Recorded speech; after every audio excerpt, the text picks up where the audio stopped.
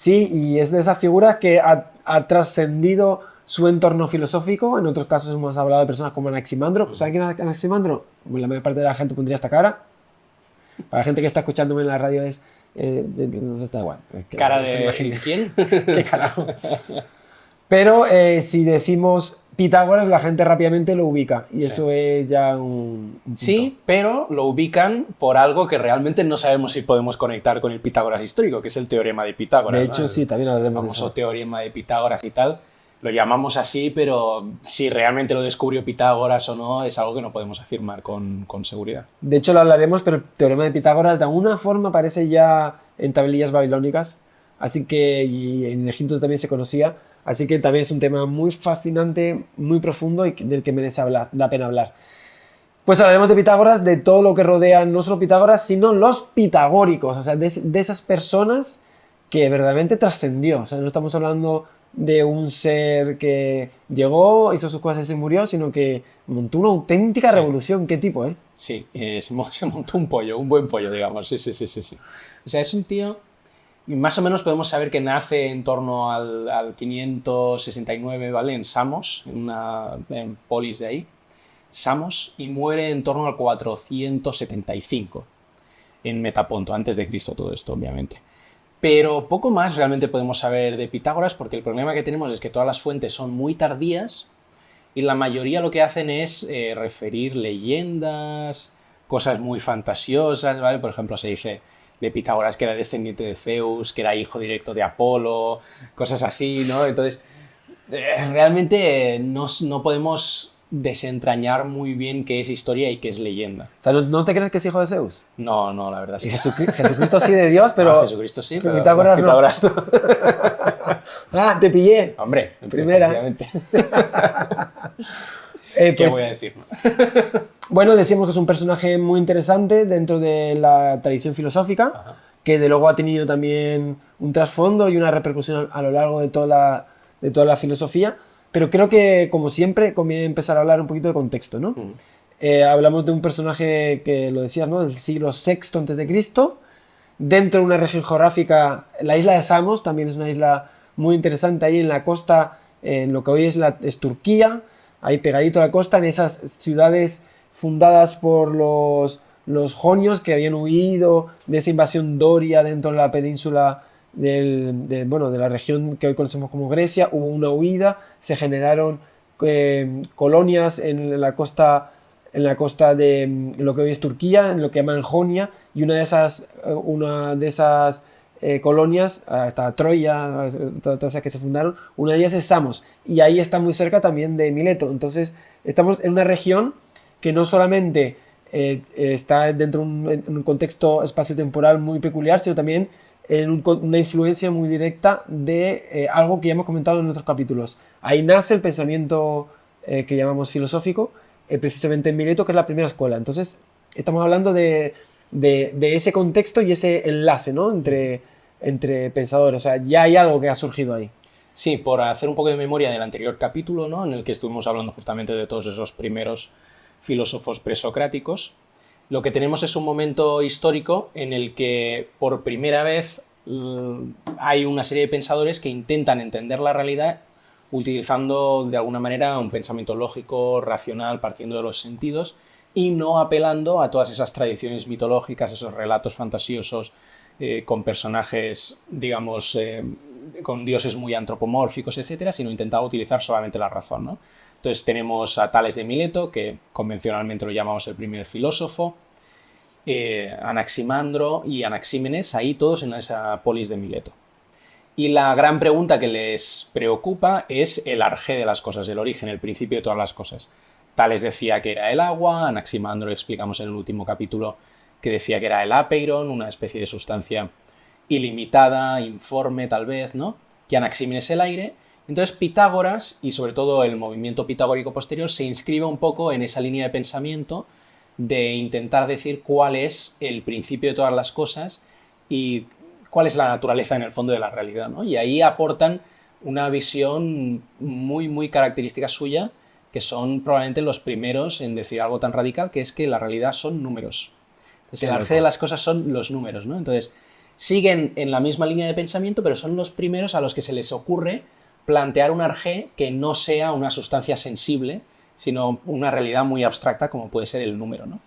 Sí, hablamos que en el capítulo anterior precisamente eso, y cómo estos primeros pensadores descubren, o sea, realmente es un gran descubrimiento, descubren la inteligibilidad del universo y la necesidad, el hecho de que las cosas son como son y tienen un principio organizador, un principio lógico detrás, y entonces buscan ese primer principio. Habíamos dicho que, como bien decías, que había varios filósofos que anteceden a Pitágoras, pero Pitágoras llega con una nueva escuela y un nuevo pensamiento que es el que en el que nos vamos a detener y profundizar. Pero antes de hacer eso, conviene también, yo creo que porque va a ser muy divertido, acercarnos al Pitágoras histórico. Antes de hacerlo voy a por agua. ¿Me había bebido este vaso? Sí, ese era el mío. Sí, me di cuenta, cuando yo lo tenía en la boca, me di cuenta que era el tuyo. Bueno, continúo. Entonces, yo creo que conviene... Vamos a empezar por ahí. Vamos a empezar por un poquito revisar el personaje histórico, que va a ser muy divertido, yo creo. Y a partir de ahí empezar a tirar del hilo hasta donde llegamos. Entonces, primero, yo creo que lo primero que merece la pena mencionar es que estamos todavía, como dices tú, en un periodo histórico donde se confunde la realidad con la ficción, muy en parte porque no hay fuentes del todo fiables, ¿no? ¿De qué fuentes tenemos de Pitágoras? Hay dos biografías, si no me equivoco, ¿no? Antes estábamos hablando de esto, Diógenes Laercio, que tiene esa vida de los filósofos, y Jámblico. Jámblico, así es. Jámblico es otra fuente. El siglo III después de Cristo. Claro, pero el problema es que estamos hablando de fuentes que son del siglo III después de Cristo. Han pasado 8 siglos. Que han pasado 8 siglos y hablando de una persona del siglo VI antes de Cristo, ¿no? Y es muy difícil, o sea, es muy difícil realmente tomarse ese tipo de relatos como que tienen realmente una base histórica, ¿no? Ya están recogiendo más bien, pues eso, leyendas, rumores, chismes, ¿no? Entonces sí que encontramos cositas en otros autores un poco más anteriores, pero vuelven a ser otra vez como chismes o historias divertidas. Por ejemplo, Aristóteles relata que se dice que Pitágoras una vez en una representación teatral se levantó en medio de la obra y les enseñó a todo el mundo que su muslo era de oro. Entonces, estás leyendo Aristóteles, te cuenta eso y dices, vale, muy bien. ¿Qué base histórica tiene esta leyenda? No tengo puñetera idea, o sea, no sé, ¿sabes? Pero muchas de las historias que tienen que ver con Pitágoras son así. Por ejemplo, también se dice una vez que estaba paseando por la playa, había unos pescadores que venían de pescar, obviamente, ¿no? Con su red de peces, obviamente. Y como que se los quedó mirando y les dijo, si adivino el número exacto de peces que habéis pescado, los devolvéis al mar. Y los otros, este que dice, venga, va, sí. Y dijo un número y los empezaron a contar y resulta que había acertado y los tuvieron que volver a liberar al mar otra vez, ¿no? Entonces, cosas así se cuentan de él, que una vez sacrificó 100 bueyes a no sé qué Dios porque había descubierto un teorema matemático y tal, ¿no? Entonces, bueno, son relatos que no sabes qué base histórica tienen. Y luego tienes el problema también de que muchos de los pitagóricos posteriores, los descubrimientos que probablemente van haciendo ellos, se los atribuyen al fundador, se los atribuyen a Pitágoras, ¿no? Entonces, en lugar de escribir, he descubierto esta cosa, hablan como si esa cosa fuera de Pitágoras, ¿no? O la hubiera descubierto ya Pitágoras antes. Porque una cosa que yo creo que también es muy importante resaltar, que diferencia a Pitágoras y su movimiento de los eleáticos o de los milesios, es que él creó una escuela religiosa que podríamos decir que era una secta. Sí, básicamente es una secta. Es una secta porque era además una comunidad muy cerrada, con mucho secretismo. De hecho, se dice que Pitágoras mismo había dicho que no todo se tiene que explicar a todos, ¿vale? Entonces, ya de entrada había secretismo con los de fuera, pero es que incluso dentro de la propia comunidad había como niveles y distinciones, los matemáticos y los acusmáticos. Ahora no me acuerdo cuáles son los más, digamos, el nivel superior, pero hay un nivel que conocía más secretos, ¿no? Más doctrinas secretas que los otros, ¿no? Y entonces que no todos se revelaban ni siquiera a los mismos Pitágoras. Están los exotéricos novicios y los esotéricos, los acusmáticos, ¿no? Y dentro de los esotéricos, a su vez se dividirían en venerables o sebasticoi, políticos, contemplativos y físicos. Y los físicos son lo que hoy llamaríamos, pues, matemáticos. O sea, que eran una sociedad muy estratificada, con conocimientos también como muy encerrados dentro de cada orden y con mucho con mucho orden de secta, ¿no? O sea, de muchos mandamientos también. Y tenían un montón de mandamientos que nos pueden parecer muy absurdos y no sabemos muy bien qué racionalidad tenían, pero por ejemplo, parece ser que tenían prohibido comer habas. Entonces, Aristóteles mismo, cuando relata esto, ves que no tiene ni idea de por qué, pero se pone a especular y dice, bueno, es posible, algunos dicen que es porque las habas tienen forma de testículo.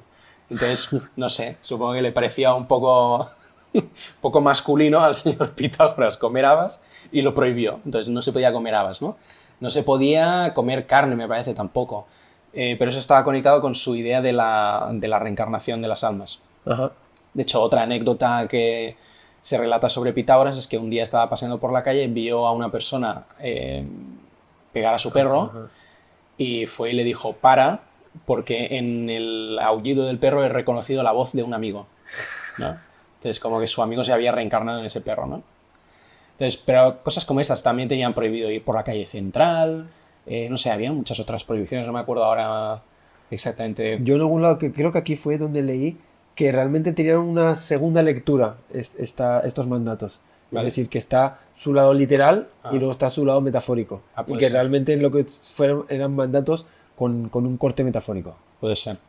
Puede ser. Yo lo que he leído es que sí que había, como mínimo había mucha gente que sí, dentro de los pitagóricos, esto eran mandamientos que se lo tomaban literal, o sea, era su modo de vida y era su estilo de vida y era como, eran los mandamientos con los que ellos pretendían purificar su propia alma, ¿no? Porque, digamos, dentro de la doctrina pitagórica tenían esta idea de que el alma, esto lo podemos comentar un poco más después, pero que el ser humano es un alma atrapada en un cuerpo por culpa de algún tipo de pecado original, en cierto sentido, una culpa originaria o algo.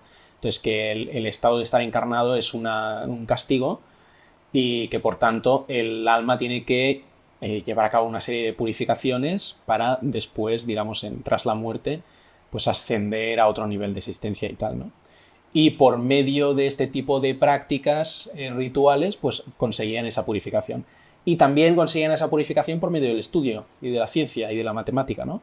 Entonces este es un caso curioso en el que, bueno, pues una cierta doctrina religiosa les impulsaba a su trabajo matemático también.